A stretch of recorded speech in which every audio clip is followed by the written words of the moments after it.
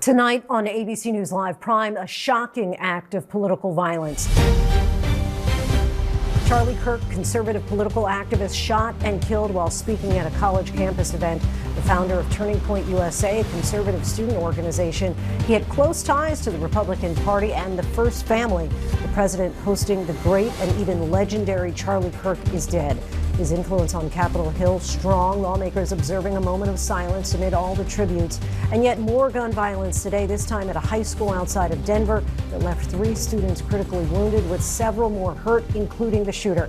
We have the reaction to all of today's violence from the nation's capital to Main Street, starting right now on Prime.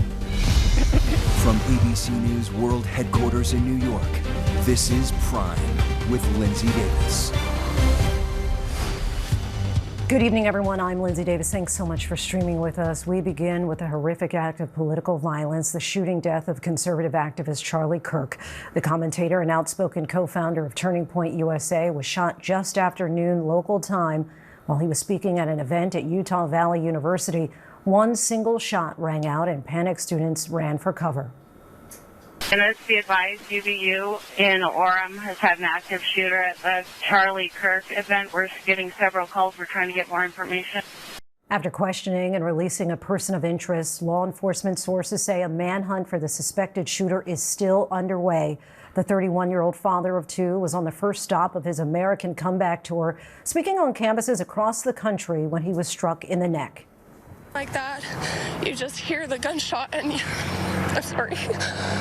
You just see his neck just open up and there's just so much blood. President Trump mourned Kirk's death on social media, writing that Kirk had the heart of the youth in the United States and ordered all American flags lowered to half-mast. The House held a moment of silence in his honor, and Utah's governor called it a political assassination in a broken country. Nothing I say can unite us as a country. Nothing I can say right now can fix what is broken. Nothing I can say can bring back Charlie Kirk. Our hearts are broken. Kirk was an ardent supporter of President Trump and his agenda and a force within the MAGA community. His presence had divided the UVU campus. His political beliefs long sparking controversies on topics like gun violence, DEI, and the transgender community. Moments ago, President Trump spoke out about today's tragedy. We'll bring you that in a moment. But first, here's ABC's chief national correspondent, Matt Gutman. Tonight, horror on a college campus in Orem, Utah. Charlie Kirk, one of the most prominent conservative activists in the country, with close ties to President Trump, shot and killed as he addressed a crowd of hundreds. The event billed as the American Comeback Tour, a lively discussion of freedom and America. Kirk revving them up. That's a lot of people, Utah, I'll tell you what. Kirk then sitting on a stool, talking to the crowd, and just as he was answering a question about mass shootings in America, a single shot rang out. Do you know how many mass shooters there have been in America over the last 10 years? Counting or not counting gang violence? Great. Kirk struck in the neck, the crowd running in terror. Witness Sarah Truhl attending the event in between her classes. Just one shot straight into Charlie Kirk and that was it. I was 15 feet away and it was really hard to witness. As the guy said shooting or shooters or something like that, you just hear the gunshot and I'm sorry. You just see his neck just open up and there's just so much blood that just came out. It was horrible. Kirk rushed by a group of men to a waiting SUV. Stop, folks! President Trump quickly posting his concern. We must all pray for Charlie Kirk, who has been shot. A great guy from top to bottom. God bless him. And from Vice President J.D. Vance, say a prayer for Charlie Kirk, a genuinely good guy and a young father. Law enforcement racing to the scene. UVU in Orem has had an active shooter at the Charlie Kirk event. We're getting several calls. We're trying to get more information. Kirk, just 31 years old with a wife and 2 young children, a force in the president's MAGA movement. He's done an amazing job. He's done something that is just incredible for somebody really of his age. You need tremendous talent to do what he's done. Mobilizing young conservatives across the country with rallies on college campuses, he hosted one of the nation's most popular podcasts and was given a key speaking slot at last year's Republican National Convention, where he talked about going to colleges and engaging in debate. I'm Charlie Kirk, founder of Turning Point USA and Turning Point Action. I talk to a lot of young people on campuses, at our events, on my radio show, podcast, and social media. Said differently, I visit college campuses so you don't have to. A controversial figure, Kirk said he was no stranger to death threats. We get death threats all the time. You know, they come, they send stuff to our homes and all that. And yeah, that's just par for the course. I mean, if you are not getting active death threats, you're not really doing much for the country. And tonight, the president announcing that Kirk did not survive, posting, "The great and even legendary Charlie Kirk is dead. No one understood or had the heart of the youth in the United States better than Charlie. He was loved and admired by all, especially me. And now he is no longer with us. Melania and my sympathies go out to his beautiful wife, Erica, and family. Charlie, we love you." Our thanks to Matt Gutman. President Trump posted a video to Truth Social just a little while ago reflecting on today's shooting. Let's take a listen. To my great fellow Americans, I am filled with grief and anger at the heinous assassination of Charlie Kirk on a college campus in Utah. Charlie inspired millions, and tonight, all who knew him and loved him are united in shock and horror. Charlie was a patriot who devoted his life to the cause of open debate and the country that he loved so much, the United States of America. He fought for liberty, democracy, justice, and the American people. He's a martyr for truth and freedom, and there's never been anyone who was so respected by youth. Charlie was also a man of deep, deep faith, and we take comfort in the knowledge that he is now at peace with God in heaven. Our prayers are with his wife, Erica, the two young, beloved children, and his entire family, who he loved more than anything in the world. We ask God to watch over them in this terrible hour of heartache and pain. This is a dark moment for America. Charlie Kirk traveled the nation, joyfully engaging with everyone interested in good faith debate. His mission was to bring young people into the political process, which he did better than anybody ever, to share his love of country and to spread the simple words of common sense. On campuses nationwide, he championed his ideas with courage, logic, humor, and grace.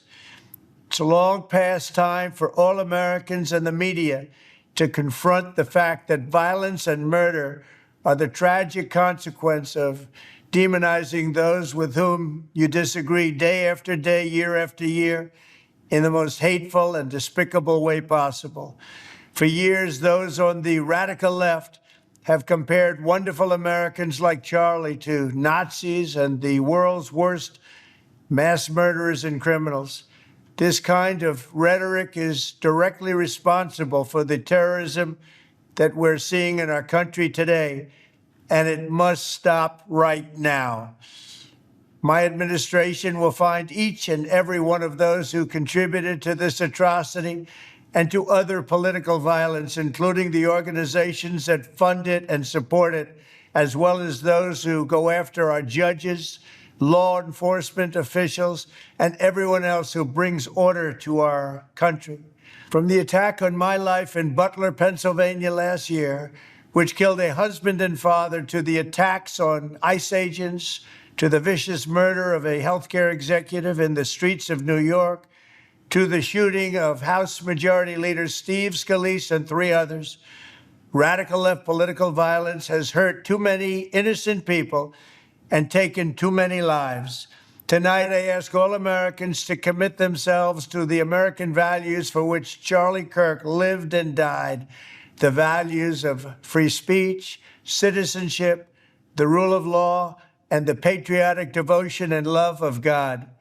Charlie was the best of America, and the monster who attacked him was attacking our whole country.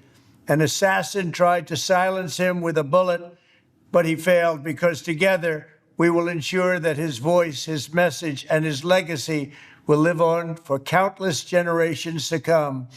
Today, because of this heinous act, Charlie's voice has become bigger and grander than ever before, and it's not even close. May God bless his memory. May God watch over his family. And may God bless the United States of America. Thank you. Our Catherine Faulders joins us now from Washington, D.C. Catherine, let's just start with what you make of what we just heard from President Trump. Yeah, so, Lindsay, that video you just played, of course, was posted on Trump's social media account. That wasn't before reporters' cameras, so there were no questions there, as you observed. An interesting statement on many levels, especially because law enforcement officials have still not identified a person of interest that they have in custody. They haven't identified a motive. You heard that a lot of that rhetoric from the president right there, where he said that it is the rhetoric of the radical left that's directly responsible for this. I should point out that that's a statement, of course, from the President of the United States. He is getting frequent updates from the FBI and law enforcement officials, Lindsay, but they have so far not taken anybody into custody that they suspect is the actual shooter. This manhunt is still continuing. So lots of questions, of course, there about the president's statements, the politics behind this, and that was on full display, of course, as he mourns the death of Charlie Kirk, one of his closest political allies, somebody who was a frequent presence, Lindsay, in the White House. I would see him often over there in the West Wing when I go over to the White House, even though Charlie Kirk is not a White House staffer. He was deeply involved, somebody in the president's ear, frequently leading up to the November election and after the election. Of course, Trump credits Kirk with a lot of his election victory with that younger vote. He also relied on him heavily when it came to vetting senior cabinet officials that Trump placed in his administration. So not surprising that we're hearing from the president on this in that video that he posted, but surely going to, I'm sure, continue to hear that rhetoric from the president where he's placing blame on what he says is the radical left being directly responsible. And I do think it's important to note there that we don't know who this person is yet, and we don't know a motive, at least from our sources or senior law enforcement officials. And Catherine, you mentioned that you would see Charlie Kirk at the White House often. Just elaborate a little more as far as his relationship, not only with President Trump, but also the Trump family. Yeah, he's had quite a relationship with the Trump family. This is somebody who obviously runs in the inner circles of the Trump family, of course, with President Trump, and not even only, Lindsay, the Trump family, but somebody who was really plugged into the top advisors of the administration. It extended, and you see him, by the way, you see him sitting there right there with Laura Trump at the one of the Turning Point Action conferences that he held. But this also extended into different government agencies here. I know that he was very close with senior DOJ officials, for example, Pam Bondi, the Deputy Attorney General, somebody whose influence, frankly, permeated throughout the federal government on a number of levels, just outside, of course, of the president, outside of the family, who Charlie Kirk was very, very, very close with. Of course, because they do credit Kirk with much of that electorate who voted for Donald Trump in November. So right there, of course, you see him with Don Jr. Of course, they would frequent these conferences, the Turning Point Action conferences. Charlie Kirk was in D.C. often, Lindsay, doing these conferences. They were held around the country, and the family would travel to go to them. So clearly a close person, frankly, in this family and to the president, somebody who the president and the family would speak to frequently, not only speak to frequently, but would see rather frequently in the White House and in multiple different meetings and gatherings with the family. Catherine Faulders for us. We thank you so much. And we turn now to our Chief Justice correspondent, Pierre Thomas. Pierre, authorities earlier said that they had a person of interest in custody. What happened with that person? Well, the FBI just released a statement from the FBI director saying that subject, person of interest, had been interviewed and has been released. So as of right now, there is no one in custody for this heinous act, this act of murder against Charlie Kirk. So law enforcement are engaging in a very extensive massive investigation. There are multiple layers. But let's walk you through, Lindsey, the day of a very confusing day. So in the moments after the shooting, there was an elderly man who was in the crowd that was briefly detained. Law enforcement later pointing out that this person did not appear to be tied to the shooting. Next, they announced at a press conference at 6:30 Eastern roughly that a person of interest was in custody that they were interviewing, and it was based in part on surveillance footage that had been recovered in which someone in black, dressed in black, was seen acting suspiciously. They also pointed out that they believe that the fatal shot was fired from an upper elevation above where the venue where Charlie Kirk was speaking. So it's been a very confusing day. A couple hours later, we find out that that person that they've been interviewing is no longer in custody. So what is happening right now? Law enforcement continue to interview witnesses. They're looking for additional surveillance footage. The witnesses that they're talking to, they're asking them if they recorded any kind of video that might shed light on what took place. They're also looking for that shell casing that may have been left behind. They would look for that if it's there. They're looking for anything that might have been left behind by the person who did this that would lead them to an actual suspect that can be charged. All right, Pierre Thomas for us. Thanks so much, Pierre. Joining us now is ABC News contributor and former FBI agent Brad Garrett. Brad, FBI Director Kash Patel earlier said a subject was in custody, as we just discussed with Pierre. Then law enforcement said that they had a person of interest. Now we're finding out that person was released and the search is on. What do you make of all these developments? We've now had two people that they've taken into custody temporarily and then released. Right, and obviously didn't really have evidence against either one. Circumstances, it's not uncommon, Lindsey, in these cases for the police or the FBI to briefly detain somebody to rule them out. And obviously that happened in both these situations. So you have to look at what tangibly you can work with. So can you pull down all the cell phone traffic in or around the time of the shooting? The answer is yes. Can you check with the police that have license plate readers on their cars to see if they pick up vehicles, they pick up various vehicles, obviously, in or around where the building where they think this shooting occurred or upper elevation where it occurred? And you don't have a weapon, but you may have a caliber. You may have some, I guess you don't have really a general description of the weapon. And so you try to keep the circle small, but if there's nothing left at the scene, as Pierre mentioned, yeah, they're going to look at all CCTV to include businesses that are in proximity to where they think this shooting occurred, gas stations, 7-Elevens, whatever it might be. And they're also going to be looking on social media. Now, that may be a long shot in this case, because, my sense of this is the following.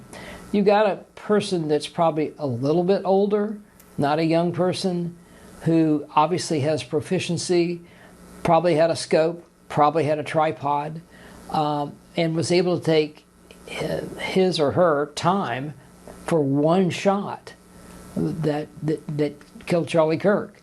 And so it sort of tells me is you've got a person that's really measured in what they did, which means they also may well have planned a way to sort of scurry away before law enforcement or anybody else can figure them out.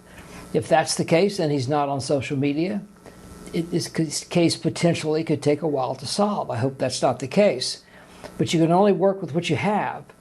And we'll see. There may be tips that come in through sources. There may be people call in. It's just hard to say. This is a case that, in all likelihood, will produce a lot of false leads. I've worked a lot of high-profile cases in D.C. and other places, and so we get, literally hundreds, if not thousands, of leads that don't take you anywhere. But all you need is one lead to get you to the right direction. So we'll see. But it strikes me, we don't know what they know, but it strikes me at this moment, they're stuck. How much more challenging, presuming that they are stuck, does this search and investigation become the more time passes? Well, I mean, I guess your question is, could this turn into a cold case? I suppose it could.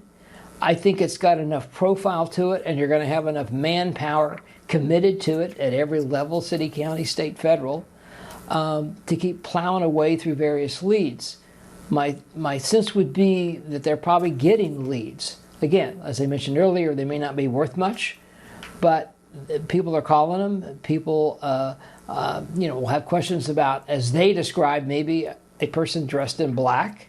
I'm not sure how they know that or believe that, but be that what it may. And making sure that you do a really proper canvass. So in other words, in or around where you think this shot occurred, who worked there? Who are the people that go in and out of? Is it a dorm? Is it a maintenance building? Is it a parking garage? Whatever it is, you want to try to lock down the best you can in or around the time this shooting occurred of who was there. Because sometimes, if this guy's really good, he maybe stood up, moved a little bit, and just, walked casually to a vehicle or walked off campus. And see if anybody saw anyone, like potentially carrying a case or carrying something that you could keep an assault weapon in. Those are those little things sometimes that will give you a lead, but being thorough, which many times, just to be quite honest, doesn't happen, you miss leads. These are the things when you go to a scene, if you're the lead investigator, you may end up standing there for days to make sure every one of these rocks I just described is turned over. Brad Garrett for us. Thanks so much, as always, Brad. Charlie Kirk's influence across Republican politics was strong, specifically among conservative lawmakers. Our Jay O'Brien is on Capitol Hill, where he's had the chance to speak to members of Congress today. Tonight, the House of Representatives holding a moment of silence, honoring the imprint 31-year-old activist Charlie Kirk left on the modern Republican Party. The Speaker calling for a moment of reflection. At one point, tensions flaring as Democrats shouted for gun safety legislation. The House will be in order. On the Hill, GOP lawmakers distraught. I'm at a loss for words, and I'm not often at a loss for words. Just because you speak your mind on an issue doesn't mean you get shot and killed. I am very worried. I sent my staff home today. They're gone. I don't want them in my offices because I'm worried about the safety of the people who work for me. Florida Congresswoman Anna Paulina Luna remembering it was Kirk who encouraged her to run for Congress, calling Luna and asking her to join his powerhouse political organization of young conservatives, Turning Point USA. I was not aware of what happened, and I opened up X, and I'm seeing literally my friend get shot in the neck, bleeding out on the internet, which is horrible that people are even sharing that video. He's my friend. He's part of the reason why I'm in office right now. Critical to President Trump's victories in 2016 and 2024. How's everyone doing today? Kirk co-founded Turning Point USA in 2012 when he was just 18 years old, recruiting young people to join the conservative movement. Making a name for himself debating on college campuses, hosting what Kirk would call a prove me wrong discussion. What does he mean to the conservative movement, Congressman? Charlie's a huge, he's a strong intellectual voice in the conservative movement. Again, you can agree or disagree with him, but, just really brought deep intellectual rigor to the debate that is currently raging in our society. I don't think I can remember ever seeing him respond back to hatred with hate or with anything other than respect. A fixture at the White House and key player in the MAGA movement, conservatives across the country mourning Kirk's loss. President Trump's son, Donald Trump Jr., posting, "I love you, brother. You gave so many people the courage to speak up, and we will not ever be silenced." Trump ally Steve Bannon, a friend and supporter of Kirk's for years, saying this. I mean, Charlie Kirk was a warrior. Charlie Kirk did not die. Charlie Kirk was assassinated today in Utah. Democrats, too, sending Kirk and his family their prayers as news of the shooting broke out. I cried when I found out he died. Senate Minority Leader Chuck Schumer writing, political violence has no place in America. California Governor Gavin Newsom, who hosted Kirk on his podcast just months ago, calling the attack disgusting, vile, and reprehensible. In the United States of America, we must reject political violence in every form. People are trying to shut down free speech making like Charlie Kirk. There's no place in this society. This is what happens in third world countries. But so sad for family and its children. Do you think this country has a problem with political violence? Absolutely. Jay O'Brien back with us now. Jay, so much talk about Kirk's effect on and influence on the president's campaign. What are you hearing tonight? Yeah, since his death, Linsey, we've heard from Republicans who have really reflected on his role in President Trump's victory in 2016, but especially in 2024, because the Trump campaign had really built so much of its momentum around young conservatives, the folks that Charlie Kirk really prided himself on being able to deliver. I've heard from Republicans who say that they put Charlie Kirk in the top 10 of people who could be credited with helping Donald Trump secure that second term, the administration that he's currently in, because he was able to, in a way, work to try to rebrand the Republican Party and reach out to those younger folks, those people that were so crucial to President Trump's win this time around. Now I want to bring in Jasmine Martinez, who was in the first few rows of Charlie Kirk's event at Utah Valley University. Jasmine, first and foremost, thank you so much for joining us tonight. After having witnessed all that you did today, just want to start by asking how you're doing. I'm still in disbelief. It doesn't seem real. Like, I'm still very numb, like very in shock. Like, I'm going through this wave of like, is this real? Is it not real? So it's been very hard, very hard. I can imagine. It's all still so fresh. I see you have that MAGA hat on. I know that Charlie was throwing out hats to the audience. Were you able to get that from him, or how did you get the hat? Yes. So they came out and we were all excited and really just looking forward for Charlie to come out. And when they came out, they were just throwing hats. And my cousin's all like, he's pointing like at you trying to get this hat. And I had this really tall person standing in front of me, and I'm like, there's just no way I'm going to get it. But he threw it, and somebody knew like it was coming like towards me, and they caught it and they handed it right to me. So I was really fortunate to get this hat. I'm sure it has all the more meaning at this point. Just take us back. Describe your day, how you ended up going to the event, and then the moments that followed once you arrived. It's kind of really ironic because I actually was going to go see Charlie with my two older kids in Logan. I had no idea that he was going to be here this week, but I had my cousin reach out to me, and she's all like, hey, Miracle wants to go on Wednesday. I was like, I think she has her dates wrong because Charlie's not going to be here till the 30th. I already have tickets. And she's like, okay, let me look into this. And sure enough, he was going to be here. And I was like, okay, like, I completely admire Charlie. I actually have his book and I wanted to get it signed. And I was like, I can go see him twice. Like, there's no problem. Like, I would totally be up for it. So we got everything set up to meet today, and I headed out there because I live in Syracuse. I drove down there. I met up with my cousins. We went and grabbed something to eat, and then we got to the venue, making our way up to the front. I was like, I have to be up there. Like, I was like, guys, I think I want to go up there and like go on the mic and just tell them like, I admire what you're doing with the youth. Honestly, the only question I would have is I would love to see this platform move into the high schools. And I never got that chance. They took that from me. You said that you admire him. What did you admire about him? I just really admire that when there's all this political race and stuff like that, he really kept in mind the importance of our youth. And being a mom of three older kids, I have a 19, a 17, and a 16-year-old. I know what impact, Charlie has, us listening to his podcast and stuff like that. And just, hey, you know what? Let's open ourselves up to be able to conversate. If we have different views, let's just, invite the other to come and conversate. Everything can be, and taken care of through conversation. Like, there's an open invitation, and we don't have to agree, but like, let's actually conversate. And that's something that my kids have actually taken with them through high school. If there's somebody like, hey, if you guys are this political party, but tell me why, let's conversate. And I want to take a look at some videos that you posted. If we can show that on the screen, there they are. We see Charlie Kirk arriving at the event moments before the attack. How did people around you react as the shooting unfolded?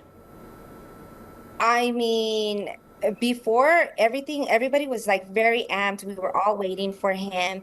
And when the first speaker went up, everybody's like, come on, guy, like, you're dragging it out, like, wrong venue. Like, we were ready, we wanted to see Charlie in that debate mode, like, okay, like, let me prove you wrong. Let's speak more facts. And I just remember that person ending his, and then the second kid came up.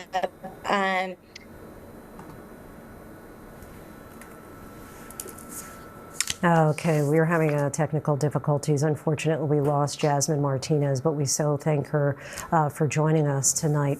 Charlie Kirk's influence across Republican politics was strong. I think I'm hearing that we have Jasmine back. Jasmine, can you hear me? Okay, Jasmine, go ahead and continue. I'm sorry about that. Sorry. No, when the first kid finished, the second one went up to the mic and he got his first question in, and as soon as his second question came up, I just remember hearing like a pop. So I was on like the right side.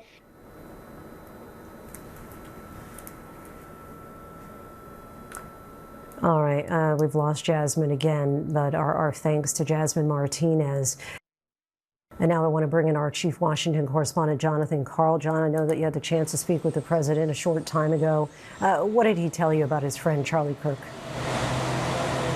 Linsey, I spoke to President Trump before the news, the confirmation of his death was out there. It appeared that he had just learned what had happened, or learned the extent, learned that Charlie Kirk had died. He sounded, quite frankly, shaken to me. He said to me, quote, "It's horrific. It's one of the most horrific things I've ever seen." Regarding Charlie Kirk, even though his death had not been announced or confirmed yet, he referred to him in the past tense, saying he was a great guy. He was an incredible guy. Nobody like him. And the president added to me that he liked you. I don't know why he liked you. And on that point, Linsey, I have to say that Charlie Kirk is somebody who had been as harshly critical of the news media as anybody in the Trump orbit, but he was always willing to engage. He was respectful in those engagements, just as he was when he went on college campuses and engaged with people who had diametrically different views from him, people who viewed Charlie Kirk's views, frankly, as offensive. Charlie Kirk would take the time, listen, hear them out, respond, try to debate, try to win them over, try to convert them. That was basically the guy that Charlie Kirk was, somebody with no doubt very controversial views, but somebody who on a personal level was willing to engage with just about anybody, including those that he vehemently disagreed with. Let's talk about his relationship with the Trump family. Of course, we've seen them make many public appearances together, but just how close were they? Look, Charlie Kirk was a singular person in the Trump movement. He was in many ways a beating heart of the MAGA movement, and very close personally to Donald Trump himself, and particularly to the Trump children, especially Donald Trump Jr. Donald Trump Jr. just a short while ago put out a lengthy statement about somebody he described as my friend Charlie Kirk, but he was more than my friend. He was more like a brother to me. And you saw that. They were often together. They traveled together. Their families were engaged together. He was more than just a pro-Trump activist. He was central to the Trump movement, and also very close personally to the Trumps. All right, Jonathan Karl, our thanks to you. And we, of course, will stay on top of this horrific shooting and bring you any more developments as soon as we get them. But we are tracking other news straight ahead. Police race to yet another school shooting in America. What we're learning about any casualties and the search for a suspect there. And we're back with more breaking news tonight. Police raced to a high school just outside Denver after receiving reports of a shooting there. At least 2 students were seriously wounded, and the suspect is also believed to be a student. Here's ABC's Trevor All. Tonight, at least 2 students in critical condition after a shooting outside their Colorado high school. All fire departments respond on an active assailant, Evergreen High School. The shots reported just after noon on campus grounds. Hundreds of officers rushing to the scene west of Denver. 2 patients with CPR, need another ambulance to all of them. Authorities say the suspect is a juvenile and believed to be a student at the school. Honestly, I don't know if our suspect is old enough to even drive. The suspect was also injured and taken to the hospital. Officials saying police never fired their weapon. Ring camera footage from a house near the school shows students running away in a panic, some of them reaching out to their parents by phone. I texted my mom. I just told her what was happening and that I was safe. And parents racing to a nearby elementary school to reunite with their children, still shaken by the incident. Really scared and so grateful. So grateful for the really brave staff. That mom says her father was a first responder at Columbine High School 26 years ago when 12 students and a teacher were murdered in the same county as today's shooting. Trevor Alt joins us now live. Trevor, what do we know as far as new details about the suspect? So we just got an update a few moments ago, Lindsay. They say that this suspect was a juvenile male, so a male student at this school. They say that he used a revolver handgun, that this incident took place both outside and inside the school. Those 2 other students who were shot, and that shooting incident happened in front of a number of other students. They also said that the shooter himself has gunshot wounds, but that the officers who responded never opened fire. What is still unknown is the cause and the motive behind this, Lindsay. The focus of the investigation now, the home and the locker of the student. They want to try to figure out why this happened. Lindsay? Trevor Alt, our thanks to you. And staying on this news now, we want to bring in ABC News contributor and former NYPD Chief of Detectives Robert Boyce. Thank you so much for joining us. This high school shooting, sadly a familiar scenario in this country. Just last Friday, we learned of a school shooting plot that was foiled in Washington state. The suspect in that case was just 13 years old. This comes after the deadly shooting at a Minneapolis Catholic school last month. I think that the question I want to ask is, are our schools safe? I think that might be an obvious answer. I think I'm going to ask, what can we do to make our schools safe? I think what you're saying here, you have a student, a young man, takes a gun into a school. And by the way, Lindsay, we're about 2 weeks into the school year. This is just the beginning of our term here, but really alarming at this point. And takes it in there and shoots 2 or 3 of his students. Obviously, it sounds like he shot himself at some point, too, with this revolver. So what do we have here? We have chaos in our school system. We can't keep kids safe, and that's the big issue here. A lot of talk has been having retired police officers at these schools. I think it's a good idea. Have really firm, well-trained people at these schools to not only mitigate problems before these happens. We don't know what the motive is, and we'll find out. But it's really distressing when you see this happen all the time here at schools. And Colorado has had issues with school shootings before. It's a difficult state. So you're mentioning what can happen at the school level. What do you think should be happening at the police level that perhaps could prevent these school shootings? Lindsay, it's a great question. And the fact that they do prevent a lot of shootings. People call up and say we're having problems with him, or they'll make a statement that he's going to shoot somebody, and that person's arrested. So there is some really aggressive things going on to stop this, but it continues. We have to find out where this individual got the gun. And parents who have young children, if they have weapons in their homes, they have to have it locked up. They can't keep having this done. Okay, all right, Bob. Evergreen High Schools, and actually, I think we're out of time. So, Bob, thank you so much. Coming up, much more on today's horrific killing of conservative activist Charlie Kirk, plus the surprise strike on an ally of the United States that's sending shockwaves through the Middle East.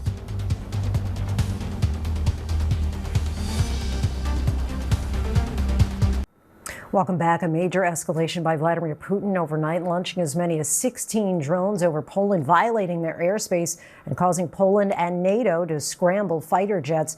Poland, of course, a member of NATO, with all member nations agreeing to defend one another if attacked. Our chief global affairs anchor Martha Raddatz, who's just back from Ukraine, has a late reporting tonight. President Trump asking why Russia is sending drones into Poland, a NATO country that U.S. and NATO members have promised to defend. What's with Russia violating Poland's airspace with drones? Here we go. NATO scrambling F-16 and F-35 fighter jets and shooting down 4 of the at least 19 drones. The first time since NATO was formed that an adversary's weapons have been targeted in Allied airspace. Whether it was intentionally or not, it is absolutely reckless. There were no casualties, but the owners of this home narrowly missed the debris. Polish officials studying those downed drones. This comes nearly a month after President Trump's summit with Putin in Alaska. Since then, Russia ramping up deadly attacks on Ukraine. Just days ago, President Zelensky telling me Putin doesn't want peace. I always said we can't trust Putin. He plays games, and he's playing games with the United States. I think so. It's to my mind. And Linsey, Russia claimed it had not planned to hit any targets in Poland, but whether anything was hit or not, this is a major and dangerous move by the Russians. Linsey? All right, Martha, thank you. Tonight, President Trump says he's furious over Israel's failed strike on Hamas leaders inside Qatar. Qatar, of course, a key U.S. ally. Our chief international correspondent, James Longman, is in Doha tonight. Hi, James. Well, the shockwaves from yesterday's strikes have continued to reverberate today, Linsey. Big questions about who knew when this strike was going to take place and whether the Israelis even told President Trump's administration. Tonight, President Trump and a growing number of world leaders are blasting Israel's failed strike on Hamas leadership inside Qatar, key U.S. ally and mediator in Gaza ceasefire negotiations. Oh my God! I was very unhappy about it, very unhappy about every aspect. The surprise strike raising new questions tonight about why Israel didn't inform the U.S. sooner. The Trump administration was only notified of the operation by the Pentagon when it was already underway. The Qataris getting a call from the U.S. 10 minutes after the attack. It's a busy residential neighborhood. There are embassies here, an international school, a major shopping mall. This strike has sent shockwaves throughout the Middle East. Qatar is home to a major U.S. military base and a country Trump championed during his first official visit just this year. It's a country now feeling betrayed. The Israeli strike into Doha just reaffirms that Netanyahu is not going to ask permission of President Trump prior to conducting strikes against terrorist targets. And Linsey, tonight, Qatar is instructing a legal team to begin exploring prosecuting Benjamin Netanyahu for that attack. Linsey? James Longman in Doha, thank you. Joining us now to dissect both of the news out of Poland and Qatar is ABC News contributor Colonel Steve Ganyard. Steve, thanks for joining us. First on Qatar, the largest U.S. base in the Middle East is in Qatar. It's also the headquarters of U.S. Central Command for the region. We learned yesterday from a U.S. official that Israel gave the U.S. a heads up that they were going to strike Hamas, but did not say where. What are the risks of Israel not giving the U.S. a heads up, given our presence in Qatar? Well, if Israel did not give us a heads up, that's actually good for the U.S., Linsey, because think about it. If they had given the U.S. a heads up, the U.S. would have been accused by its allies in the regions of not doing anything to intervene, not holding Israel back. And so it's actually much better. Netanyahu knew this. We're getting reports that there was a fiery exchange between President Trump and Netanyahu. But I think a lot of this is political theater. It was very important that the Israelis did this without telling the U.S. so that the U.S. had that plausible deniability to say, it wasn't us, we didn't have a chance to stop it. Because remember, Linsey, that there's still a glimmer of hope, at least in the U.S.'s mind, that some negotiation can lead to peace between Hamas and Israel. And those negotiations take place in Qatar. So if Qatar says, that's it, we're not going to help anymore, then that last chance of diplomatic solution goes away. All right. Now, if it turns out the U.S. did know in advance of the strike, how could it hurt our standing in the region? Yeah, because the region would say, look, you're just at the beck and call of Israel, and you didn't do anything to stop this, and you're not helping to bring peace because you're supporting just one side. So very important that the U.S. was seen as not having a heads up here. And so when they got that heads up, obviously it was much later than the U.S. could have done anything about stopping the attack. So the Israelis actually did the U.S. a favor by not telling the White House that this attack was going to occur. All right, let's move on to Poland now. What kind of message do you think that Vladimir Putin may have been hoping to send with this provocation? Something like a sharp stick in the eye to NATO. Remember that NATO has been much more forward-leaning than the U.S. in terms of calling for more sanctions, for putting more pressure on Russia to get them out of Ukraine, giving them longer-range weapons. And so this was a pushback by Putin, and it was a very deliberate one. So there were some 19 of these drones that went into Poland. About 15 of them landed on the ground.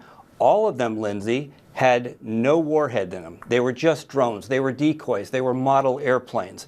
Putin knew this. There's no way that 19 of these drones were drawn off by jamming within Ukraine. So it's not plausible that these were not deliberate. These were clearly deliberate. And besides just poking NATO in the eye, this is also testing NATO defenses to make sure that NATO is seeing things. So this was a test, a military test, but it was also a provocation politically. And we know NATO's Article 5 stipulates that an attack on one NATO member is considered an attack on all. Today, Poland's prime minister requested to invoke Article 4 of NATO's founding treaty. What does that mean?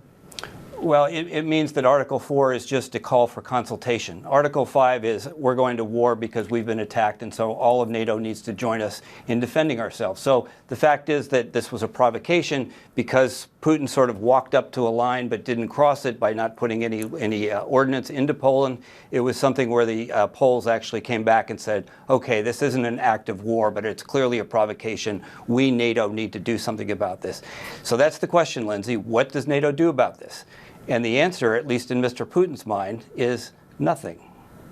Last week, the Trump administration claimed that the military killed alleged drug smugglers in the Caribbean. Critics say it's illegal for the U.S. to summarily kill alleged traffickers. And today, DHS posted video of the Coast Guard sinking at least one boat off the coast of the Galapagos Islands, allegedly involved in trafficking. Has the U.S. conducted these types of operations previously away from territorial waters?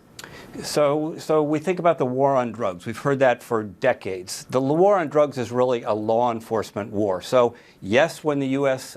is in an actual war where the military is being used in a military way, such as blowing up ships off Yemen that are transporting material or explosives to people we don't want them to have it. So in a sense, this is a legal gray area.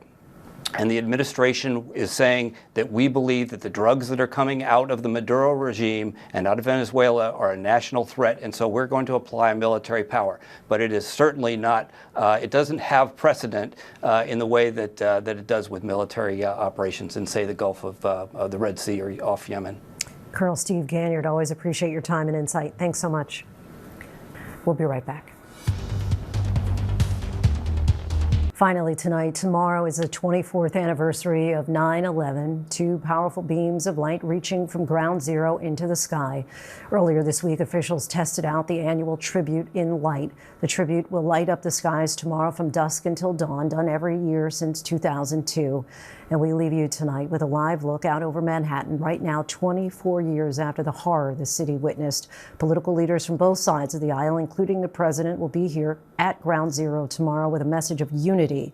I'm Linsey Davis. Thanks so much for streaming with us. Good night.